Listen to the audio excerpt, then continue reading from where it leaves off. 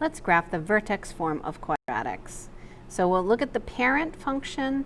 We'll talk about it being in vertex form and we'll list all of the properties. Let's get ready, grab your notes, paper, and a calculator. When you sketch the graphs, I want you to plot at least 5 points on each. So just starting off with some thinking questions, how is a quadratic equation different from a linear equation? Well, a quadratic equation is y equals x squared and a linear is y equals x, so it's the exponent that is different. How are the graphs different? We're going to see today that when we graph x squared, we actually come out to a curve, and we should remember when we graph the line, we have a line. Is a quadratic equation a function? Yes, it is. For every x, there is only one value of y. And what is the name of the shape? It is called a parabola. So what is the parent equation? It's y equals x squared. We call that the parent before we've moved it anywhere. So when we don't know what a graph looks like, we can start with a table of values. I'm going to plug in my x value. So -2 squared is 4, -1 squared is 1, 0 squared is 0, 1 squared is 1, 2 squared is 4.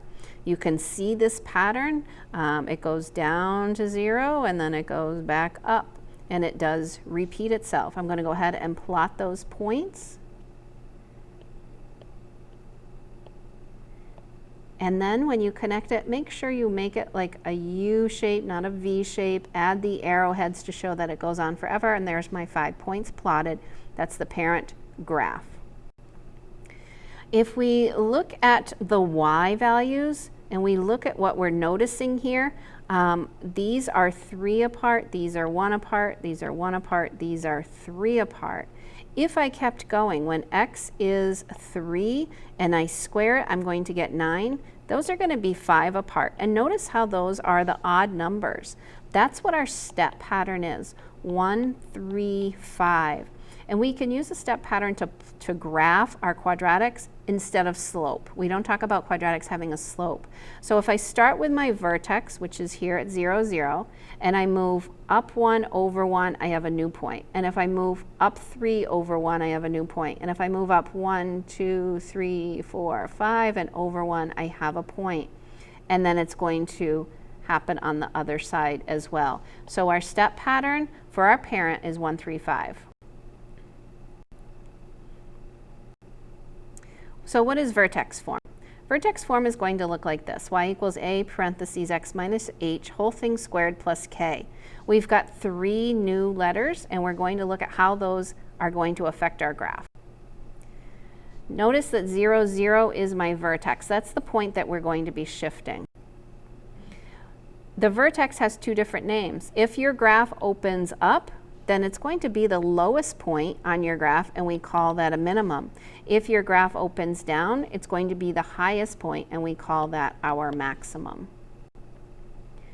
So let's look at the effects of A, H, and K in our graphs. We're going to start with A. So I went ahead and Desmos, and I graphed my parent function as the purple. So that's this one out here. But notice what happens. I changed A to 2, 3, and 4. So 2 with the black graph gets a little skinnier, and little skinnier. So what's happening is it is being stretched in that direction. So we call this vertically stretched.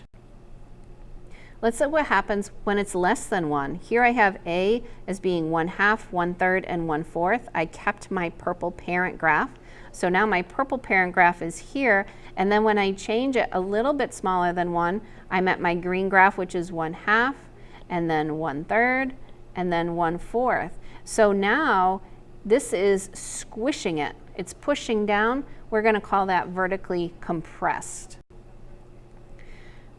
So here we have our skinny graphs and we have our fat graphs. Let's look at what happens when A is negative. So I have this negative in front, and that is going to make it open down. So we're going to say that reflects over X.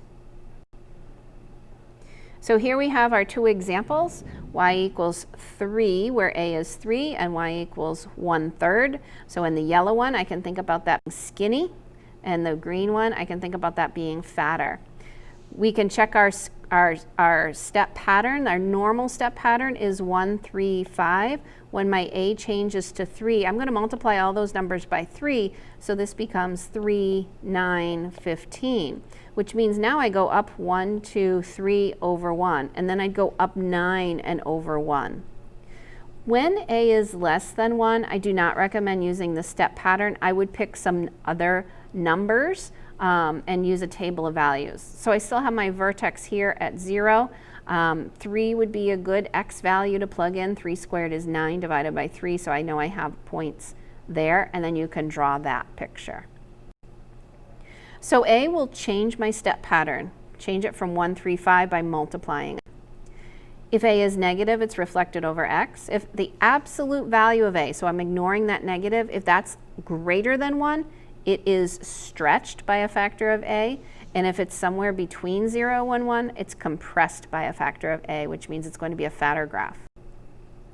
Let's look at the value of H. H is inside my parentheses. So I kept my parent graph purple. And now look at what I did. I did x minus 1, minus 2, minus 3. So let's see where that comes on my graph. Well, with green, I'm at 1, red, I'm at 2, and 3, I'm at orange. But notice I'm in the direction of positive. Because what happens is if I plug a positive 1 in there and I square it, I'm going to get 0 squared. So I'm at the point 1, 0. So inside the grouping, inside the parentheses, is going to shift it left or right, and it's going to be opposite of the number that you see. Here we have x plus 1, but my red goes to negative 1. X plus 2 goes to negative 2. X plus 3 goes to negative 3. Same reason, we plug in negative 3 and we get 0. So when you are in the group, it's going to move it left or right, and it's going to go opposite of the number you see. So this one's going to go to the right 3, but this one's going to go to the left 3. And we can see this in Desmos. We're at positive 3 and we're at negative 3. Let's look at what K does. K is on the outside all by itself. It is going to move our graph up or down. Here's my parent graph in the purple again on the outside. And then I went up 1 for my blue graph, up 2 for my green graph, and up 3 for my red graph. So we say that changes our Y, and it changes it exactly according to what that number was. If it was subtraction, then I'm down at negative 1, negative 2, negative 3. So this is going to shift the graph down. And here we can see our examples. We have x squared plus 2, which means I'm shifted up 2, x squared minus 2, which means I'm shifted down to negative 2. So K is going to move it up or down. It's going to change the Y, and it moves the exact number that you see. So just to review, if A is negative, it's going to be reflected over x. If A is greater than 1, it's vertically stretched. If it's between 0 and 1, it's vertically compressed. H is going to move my x left or right, whereas K is going to move my Y up and down. Putting that together, my vertex is HK. Let's try to put this together and come up with the graph. So I'm going to use my transformations. In this group, that means it's going to go to the right one, and outside means it's going to go exactly what it looks like, so up 3. So my original was at 0, 0. I'm going to go to the right one and up 3. 1, 2, 3, and I have a point. A is just 1, so I have my step pattern of 1, 3, 5, so I can move up 1, 2, 3, and over. And then, oops, not that point. And then I have my symmetrical parabola. Describe this transformation. Well, the negative is going to make it reflect over x, and the plus 4 at the end is going to make it move up 4. So I'm going to move up 4 first. 1, 2, 3, 4. And I'm going to use my step pattern now to go down and over 1. And then down 3 and over 1. And then I've got my parabola of that reflected. Describe the transformations here. So x minus 3 means I'm going to go to the right 3. This is going to be stretched by 2, which means it changes my step pattern from 1, 3, 5 to 2, 6, 10. So I'm going to go to the right 3, and I have that point. I'm going to go up 2 and over 1, up 6 and over 1, and I would be very skinny there. With our properties of our parabolas, you should be able to tell me if it opens up or down. You're looking at the plus minus sign of A. The step pattern is 1, 3, 5, but you multiply it by A.